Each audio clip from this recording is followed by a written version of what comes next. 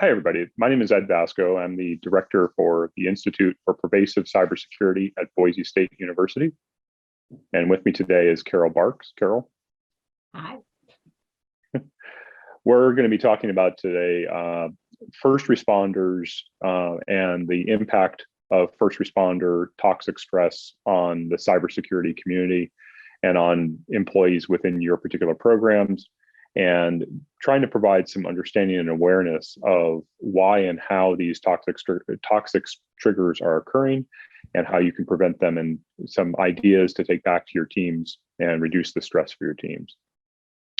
The agenda, very, very quickly, I'm going to set the stage. I'm going to spend a little bit of time giving everybody some perspective on kind of the thesis and the why we're here, and why I reached out to Carol to include a subject matter expert of her quality and caliber with us here to this conversation. And really, we're going to spend a significant portion of time talking about toxic stress triggers, how to determine them, that they're happening in your teams, how to alleviate them, and ultimately trying to give some ideas and tips and tricks to take back to your team and reduce that toxic stress. As I was thinking about the opportunity to present here at RSA, I came upon a thesis that I think will resonate with the audience. And it all begins with the adage that our industry is built upon, which is that the programs that we develop, the teams that we pull together, and ultimately the work that we do to reduce risk and eliminate where we can that risk for critical data and critical infrastructure requires us to have a perspective that we have to be right 100% of the time, but the bad guys have to be wrong. Have to be right only 1% of the time. One time, we have to be right 100% of the time, and in doing that, that creates an environment and creates a level of stress within leadership and within the teams that we build, whereby we almost appear as though and should be looked upon as though we were cyber first responders. So the moment of clarity for me was the idea that the teams that we're building and the people that we're hiring are not dissimilar to police, fire, EMT, and other people who are involved in day out life-saving and law enforcement activity. And that stress of the environment and the stress of having to be right 100% of the time is a situation that can create an environment where stress and toxicity can leak their way into your teams, into individuals, and ultimately create an environment where people feel as though the work, the company, and the team need to be removed from their environment, or they need to remove themselves from the environment, and so they ultimately decide to leave and move on to another role in another organization. And I've seen this time and time again in working with many organizations around the country. The turnover that we have within the teams that we've built up, the turnover that we have from a leadership standpoint, where as a chief information security officer, the overall time that we have in seat typically ranges between 18 months to 24 months, and then we move on to another organization. Our teams that we build are also seen and going through that same kind of stress, and as a result of that, are departing and going somewhere else, and in doing so, not necessarily alleviating the necessary stress and toxicity that they may be receiving from the environment and the need to always be on and always be available and always be right. So what I wanted to do, well, in this particular talk was talk a little bit about some of the financial impacts, what we're actually dealing with as it relates to this need for turnover of staff. And then also, most importantly, really hone the message and talk about ways that we as leaders can reduce overall stress within our teams and reduce overall stress within ourselves even. And in doing that, perhaps alleviate the need to look for a new job, look for a new role, and move on from one organization to another. These are little things. I can't guarantee that they're going to fix everything, but these little steps hopefully will provide you an opportunity to see things in a better light, to apply them to your team, and keep your team members well within your organization for a while longer. Ultimately, what we're really talking about here is just the overarching stress of being overworked, and the overall problem that we as cybersecurity first responders face. Again, that old adage, being right 100% of the time, where the bad guys have to be right once, is this constant looming threat that we have and constant looming stress that we have within our lives. And that stress can lead to physical ailments, it can lead to mental ailments. And ultimately, that's where Carol's going to come in just a few minutes and talk very specifically around some of the key actions and key things that we can be doing to improve ourselves and improve our teams. I do want to sidebar very quickly on the actual cost of this attraction and retention loop that we find ourselves in oftentimes, and in doing so provide some perspective on why this kind of conversation is so important to us as an industry and as leaders in this industry. We need to be aware of the need for finding opportunities to reduce our own stress and reduce our team stress. And it all comes back to, in some form or fashion, comes back to attracting and retaining great staff, and enabling that staff with ways to reduce that stress and reduce their perspective that they are always on and in a first responder mode at all times. Here's an example of the process that I've tried to lay out using the numbers from the prior slide, where an analyst in my hometown of Boise, Idaho, costs about $60,000 on average for a hire. Typically, the recruiting fees that I've seen in the industry right now, because of the supply and demand imbalance, can range upwards of 50% for a role. But I went ahead and took a conservative number and said 25% of the base salary should be tacked on for recruiting fees. As leaders, we find ourselves having to negotiate all too often additional training commitments and additional package elements for new hires. And so I went ahead in this particular kind of back of the envelope analysis and added in an additional $5,000 for training on an annual basis for this new hire. Having built a very significant number of programs through my career, what I've seen is new hires typically take on average about 4 months to go through the process of coming on board and actually activating and providing results and providing value to you and your organization. And so I attribute that to lost time. So I add that additional time back on into this overall equation. Moving through this, we typically see on average about 18 months, 24 months at most is the top end of most of the statistics that we see in terms of turnover of staff. So I chose 18 months in the role.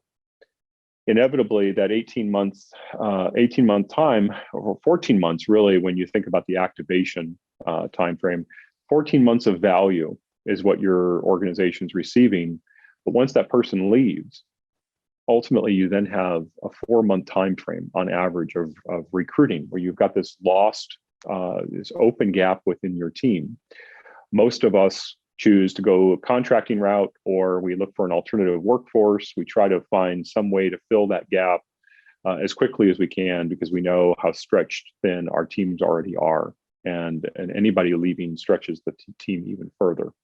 So we typically hire in a contractor, went ahead and put in some average contractor time and contractor dollars into the overall equation here.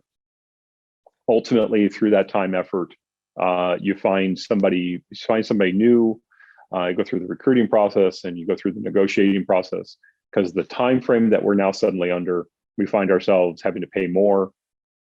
Guess what? The process starts all over again. And as a result of that, we end up with this cost of this entire cycle, this ever increasing cost of the cycle, which just adds as leaders to our overall stress.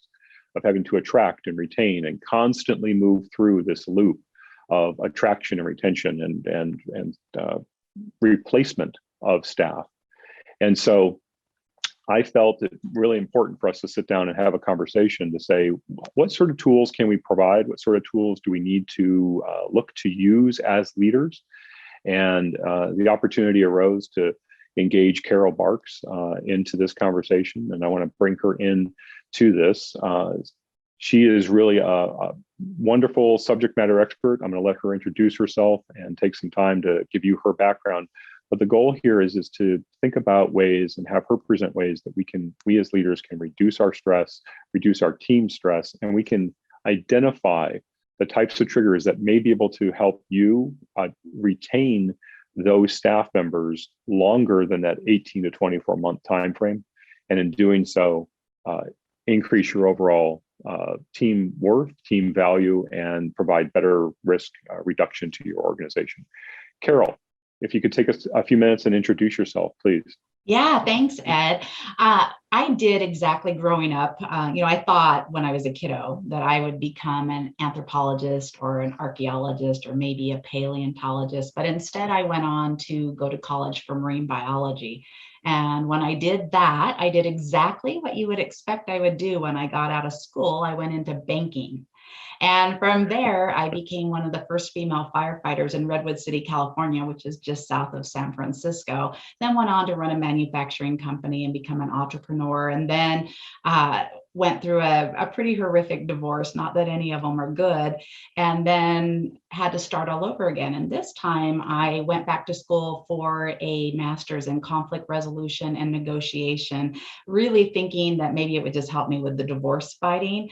But along that line, I got acquainted with neuroscience, and I found this sweet spot that had not been addressed before with conflict and stress in the brain and neuroscience. And I found that helping people understand what's going on under the hood can be this amazing thing that helps make big changes with really simple processes. So it's a really great way to put hard science to some of the things that feel a little soft and squishy, but that are the game changers in what you do. So I'm thrilled to be able to join Ed today and talk about this. Yeah, no, thank you very much, Carol. Really do appreciate you taking the time, and I think we're going to have a really great conversation.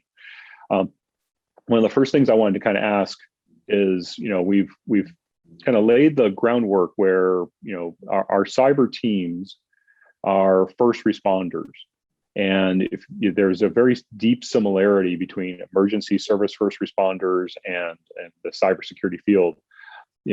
There's a lot of similarity to the toxic stress and the toxic triggers that we see in both of those communities. I'm wondering if you could take some time to kind of share and explain that for us a little bit. Indeed. And this was maybe one of the most exciting things that we talked about when you and I were putting this project together, which was there is such a similarity. And I remember being a firefighter, and when there was a big fire that didn't go right, or maybe it could be structure, it could be wildland, but typically what would happen is somebody's job would be on the line because the politicians or whoever the community leaders were needed to be able to say, we are making this better next time. And unfortunately, that making it better is often at the expense of somebody who has been working really hard to try to make things better for their organization. And we saw this just recently when there was the attack on the Capitol, and the chief of police for the U.S. Capitol Police Department, and then two of the other senior security officials had to resign. And Nancy Pelosi at that point said, heads are going to roll, and somebody's going to pay for what happened, because that is the nature of our culture, right? That somebody has to pay. So when 60 Minutes rolled around, when you and I were talking about this, then Stephen Sund, the chief for the Capitol Police, was talking, and he said with all sincerity that he really knew that there would be some sort of protest, but he never in a million years thought that it would become violent. And if you think about it, our brains typically look at current events and go on past events. So we look for patterns. And so we've never had an attack on the Capitol like this. So it's not unreasonable that he wouldn't think to that degree, but yet he needed to have a step down position, which was you either step down or you get fired, which is very similar to what you're going through right now with cybersecurity. And the toll on your field is just insane right now, because as we've switched to virtual, it's just a bigger deal than ever. Mm-hmm. Yeah, very much so. Very much so. And I think one of the things that, thinking about those types of toxic stressors, the types of things and types of environments and situations that you find yourself, what type of situational elements are we seeing today in this kind of post-COVID world as we've moved to remote? There's been a significant amount of effort to isolate ourselves. I'm curious as to what you could share. One of those kind of situational stressors that we're seeing today. Yeah, it's really interesting. Every year, Gallup does a poll that's called Stress in America, and it's done on an annual basis. And it has been really interesting to watch every year. But with the COVID, they've now increased it to every quarter. They do an update on it. And what they found in their most recent polls is that the mental health in the United States is the worst than it's been in 20 years, in 2 decades. It's a big, big deal.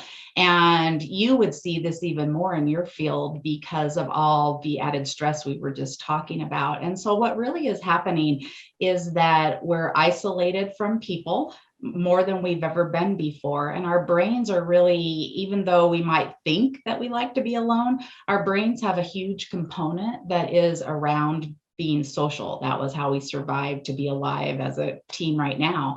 And then we also don't have the ability to forecast everything that's happening because we've never had this experience before. So the change component and the fear of the unknown always create this magical storm. So whenever we cannot connect all the dots, our brains go to this negative place. And so you're seeing a lot of that going on, and then distractions. So you may have gone from working at your office to working at home. And so now for me, like out of the side peripheral vision, I see all my neighbors go, riding their bikes and walking their dogs. And I go, oh, I want to be out there. And then I go, wait, I'm supposed to be doing something. And some of us have kids at home. And so all of those things make it harder to think and work when you already have stress. And in fact, every time you get distracted, they say it takes 20 extra minutes to get your brain back on board. So those are just some of those things that are happening. That's very, very helpful, especially in light of many of the, as I mentioned, the kind of always on approach that cybersecurity professionals have to have. Any of those kind of external environmental items that pop on up, be it, as you said, people walking by the window, just the stress of knowing that you have children in the house or your spouse is in the other room, and you're both trying to have conversations. I know from my own perspective, as we at Boise State, as we finally began to open up offices and so forth, I immediately jumped out of the house to an office, because that's my normal modality, is to work in an office space. So no, I can definitely see that. I'm curious, kind of moving on to the next question. As a researcher, as a neuroscience researcher, what sort of elements can you give us some perspective? Because I know that there's, stress is obviously impactful, not just from a fatiguing perspective and from just a mental perspective, but I mean, as I understand things from what you've shown me, is that there's actual physical impact of stress on our bodies. And I didn't know if you want me to share, or you want to talk ahead of that, or if you want me to share the video that you presented. It was just an amazing thing. You want to maybe talk us through that? Sure. Let me set that video up just a smidge for you before we actually hit the play button. But there are more than 50 signs and symptoms of stress. So how stress impacts you might be different than how it impacts me. But one of the things that we know is it's the biggest predictor of health issues and the biggest cost to our country. It's more than $30 billion worth of cost to organizations and to our economy in the United States. So it's a big, big deal in there. And there's a couple of different things that I think are probably important to point out, is that toxic stress and stress have a really fine line. So without any kind of stress, we're not motivated to do anything. So stress by itself isn't inherently bad. And what might be toxic to you, Ed, might be okay to me because it might drive me. So it's important that we don't put a blanket definition on toxic stress, but it's really where you hit that threshold where too much is too much. And the problem with stress is it can be my own stress or it could be your stress. So if you and I are working together all the time and you have toxic stress, it can seep over into my brain and cause toxic stress just by association, which is why it's really important that we take the pulse on our whole team, not just on a person in our team. And the slide that you're just going to hit the play button on, it will show you a neuron. So about middle up, there is a neuron that'll show, and yep, right where you're pointing. And what happens is when we have too much stress, we actually kill off neurons and all the associated information. And I find it very effective to share with people because it's very real. And we need all the information that's in our noggin, especially when you are having intellectual warfare with people. So go ahead and show them, Ed. I'm trying to. I think Murphy might bite us on this one for some reason. I don't know. Maybe we didn't enable content. Yeah, it may not have been. Okay, so I can talk through what that would look like. So if you look at that long strand on the kind of the right of where your little finger is, those are neurons that are connected. And where you had been pointing had been a neuron, and it pops, if you can imagine how a balloon pops, and it's gone. All that information's gone. So this video just loops a couple times and it's just a matter of seconds. So you really haven't lost too much. But the point is that you make irreparable damage to your brain when you don't manage your team's stress. No, thank you. Yeah. So, stress can be physically damaging to us. It can certainly, as you said, I mean, the idea that stress is a good thing. We have to recognize the fact that stress is a good thing within our teams, but there's a point at which stress can be toxic. And recognizing how certain team members deal with stress and what their stress levels are key elements to ensuring that we're not creating toxic stress environments for some team members, but enabling others.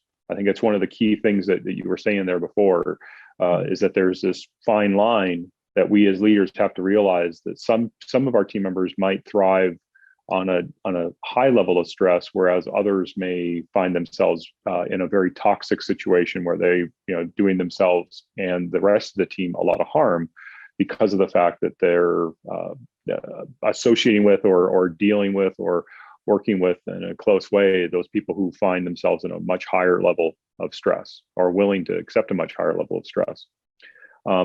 What are some of the key tips that we can be using to identify when our brains are reaching that point, how we can enable our team members to know that they're reaching that point so that we can start to enable ourselves to back off and also enable our team members, more importantly, to be able to find themselves in a different spot and being able to come back into what would probably be an acceptable stress range.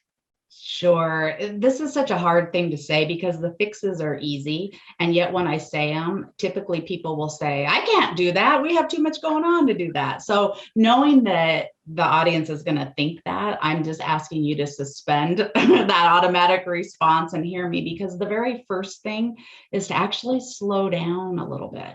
So when we're barreling through the day, trying to put holes in all the leaking, spots where the water's coming out, what happens is our brain doesn't really get a chance to tap into our genius thinking that largely happens underneath the hood. So our brains generally are thought to have 98 to 99% of our reasoning is done under the hood. And so only 1 to 2% is actually conscious to us. So if we don't slow down, we don't notice. So we won't notice what's happening to our peers. We won't necessarily even stop to think what's happening to us. And so we will blow right past obvious and easy solutions. And one of the tools that I love the most, maybe I like it because when I was a firefighter, we really had raunchy language. And so this kind of reminds me of that. And so it's like, oh, my happy spot. But one is called a crap board. And for years, all I could remember that it was trap. But what crap stands for is conflicts, resistances, anxieties, and problems or procrastination. So conflicts, resistances, anxieties, and procrastinations and problems. And so the idea here is our brains get really stressed out trying to hold all of the information that is troubling us. And so instead you get a piece of paper. And now this is not very cybersecure, high-techy, but it works best for your brain is you get a good old-fashioned pen and a paper and you write down all those things that are concerning you. And then just by having it on paper, your brain can stop cycling through all of those things and knows that you have it. And so then the next thing to do is to look at that list and say, gosh, how many of those things are really legit issues? Or how many of those are just my brain remembering something that felt similar to this, but maybe isn't this? And so then you can cross those things off of your list. And then you can even go ask other people, what do I not have on here that I should add? But the goal is not to burn it or crumple it up or get rid of it, but is to keep it somewhere where your brain knows you've got it. And then from there, every week or so, you look at it and think, okay, how many of those things are gone? And you cross those off. And then you add any new ones. And it just gives your brain a tremendous amount of peace just by this simple project that it helps you just unrev a little bit. So that's one that I love a lot. That's great. No, that's very, very helpful. I like the acronym, a crap board. I'm sure that's going to resonate with many of our listeners and viewers. I was so proud of myself when I could remember what it actually meant. That's great. That's great.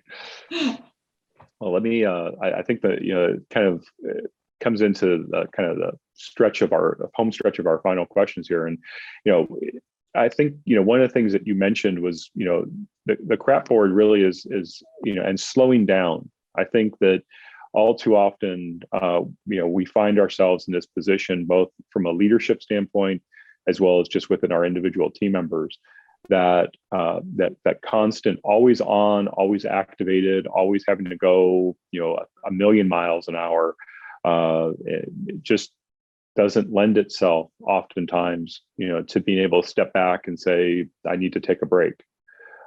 What sort of process, what sort of perspectives can you share with us around, being willing to sit down and move ourselves away from the glowing screen for a second and actually, initiate a different thought process or a different perspective using a crap board or using other methods.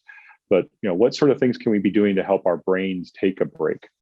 Yeah, so this is the really hard one because I know that many of the people that are in this field do not feel like you have the chance to stop. And I know even in my field of conflict resolution now, I can work from the minute I wake up till when I go to sleep and still feel like I have not accomplished enough, when in retrospect, if I look back, I go, wow, I really did. But there's always more dragons to slay. And so here's the rub. We know that there's a lot of different things you can do, like get a full night's sleep, or have a good balanced meal, or detach from, blue screens before you go to bed. But one of the biggest things that we agree in the science world is that meditation is a really big deal, and that actually is better than your your glasses of water and all that. But if you're like me, and I'm sure many of you are, you go, I don't have time to meditate. It sounds great, but I don't have time. But the really fun thing is whether you take 15 to 20 minutes in one big lump of time, or you take 1 or 2 minutes every hour, it's the same to your brain. And so if you can create like an alarm or a mindfulness bell, and every hour you just take 1 to 2 to 5 minutes to just not think. And so there's a doctor out of Harvard called Dr. Srini Pillay, and he calls it tinker, dabble, doodle time, to where you might just daydream or you might just do nothing. It's about not thinking. Then what happens is you free up all that 98 to 99% of your brain to actually look and create some solutions for you that you might not have given it a chance to come up with. So it's essentially connecting the dots behind the screen.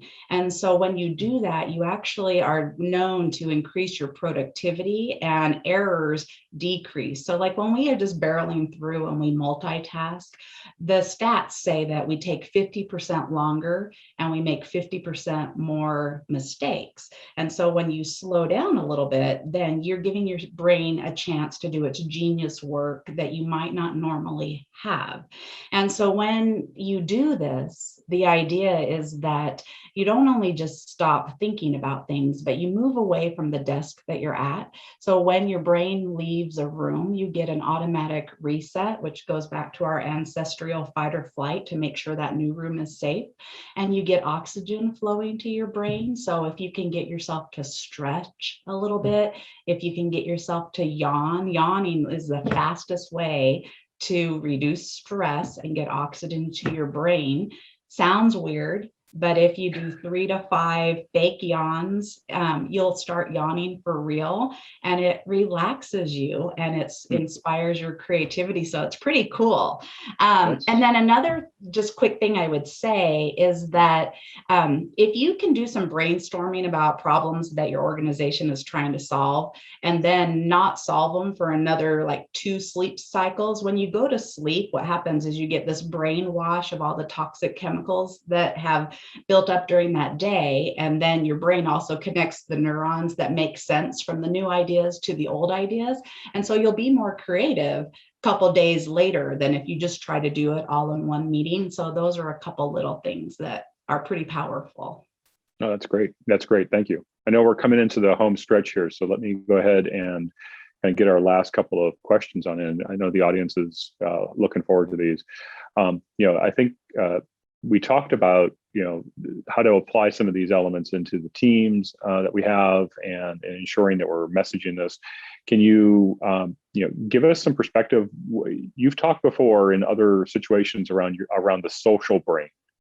Give us some idea. What can you share about the social brain and peer debriefing that we need to take into our teams?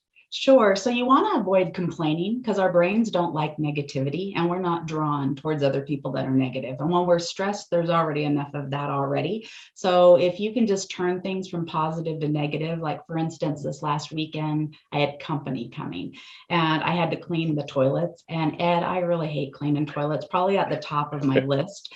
But if you flip it, yeah, right. And if you flip it and say, wow, I really hate cleaning toilets, but that does mean that I have indoor plumbing. So you're flipping things to positive. You go, okay, it's not so bad. But also to our brains, if we can collaborate with other people who are doing similar work and say, wow, this is really tough right now. There's so much load post-COVID, or this big project is killing me. And your coworker or your somebody else who is in another organization can say, yeah, me too.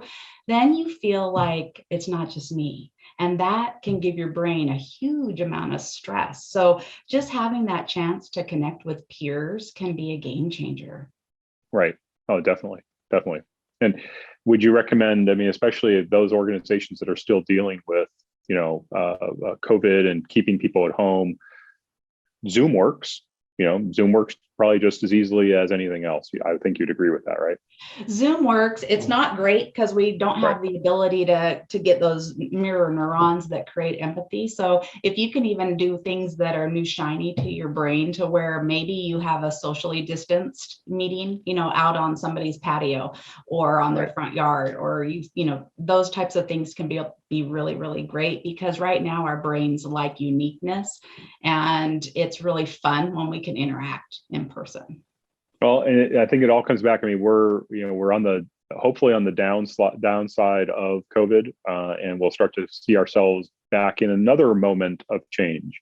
So what would you recommend how we manage that change? Cybersecurity is constantly changing, but as we think about post-COVID space, how would you recommend we manage that change? So I would recommend that the listeners and the audience look into David Rock. He's a professor out of UCLA. He has a SCARF model for change. So SCARF's another acronym. So the S stands for status, the C stands for certainty, the A stands for autonomy, the R stands for relatedness, and the F stands for fairness. So the C, the certainty, is probably the big one, is connect the dots for your team. Tell them what's changing and what you expect that's going to look like for them. And even if you don't know, just saying, I don't know what's coming down the pike, but I'll let you know as soon as I do, will help. And with the status means that when we're adjusting things, that I know that no matter what, I'm not going to lose any of my credibility, or even if you're changing roles, my role will still be equally as important. Autonomy is that I get to have some buy-in, that you're not just going to make changes and tell me and it's going to sneak up on me like, here we go. And then relatedness and fairness is all about that. Our brains have this huge need for fairness. And so we want to know that the decisions that everyone's making make sense and they're not knee-jerk. That's helpful. That's very, very helpful. Thank you. Thank you. I know we're coming up almost on time. I wanted to make certain that as part of our effort, and I think part of the overarching RSA effort, we're wanting to make certain that we're providing you all as audience members first our thanks for being with us today. But I want Carol to spend a few minutes to talk about the things that you can be doing today, and what you can be taking back to your teams in the next 30, 60, 90 days. So Carol, can you take us through some of the key things that you think the audience members should do today? Yeah, so today we talked about several things. We talked about the crap boards. We talked about brain breaks. We talked about finding peers to collaborate with. We talked about slowing down. And so what I would love for everybody to do is take a minute to write down what could they do. And then ideally, I would love for you to have an accountability partner who you can check in with to make sure that you do. Because for instance, if it's a brain break to where you're going to start trying every hour to do it, it's very easy to just blow through it because we don't have time. So having somebody to check in is really great. And then that also will help balance out that social isolation. So getting a plan and then making you hold your feet to the fire is probably some of the most helpful ways you can employ these things that are new. I like that. That's great. One more slide. What can you be doing tomorrow? So that was today. Write things down, create a plan, get an accountability partner. What about when we're back in our respective programs and our teams and we're working away?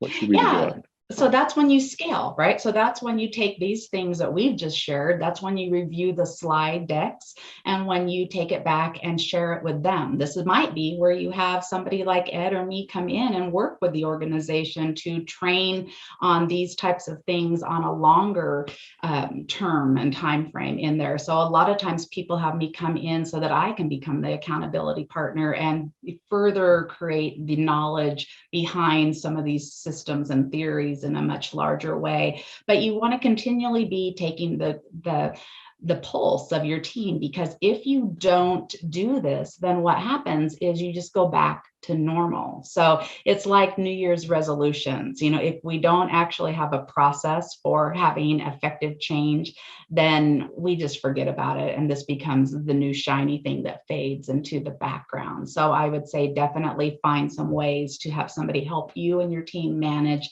that you are continually checking in. No, Carol, that's great. Thank you so much.